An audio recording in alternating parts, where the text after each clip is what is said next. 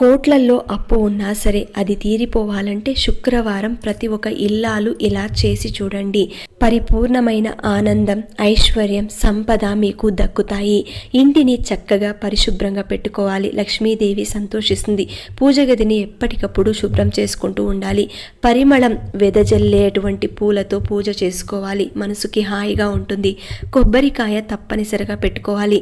కొబ్బరికాయని శ్రీఫలం అంటారు. అంటే లక్ష్మీ ఫలం, అత్యంత స్వచ్ఛమైనది కాబట్టి దీన్ని ఇంట్లో ఉంచుకుంటే లక్ష్మీదేవిని ఆహ్వానించినట్టు అవుతుంది.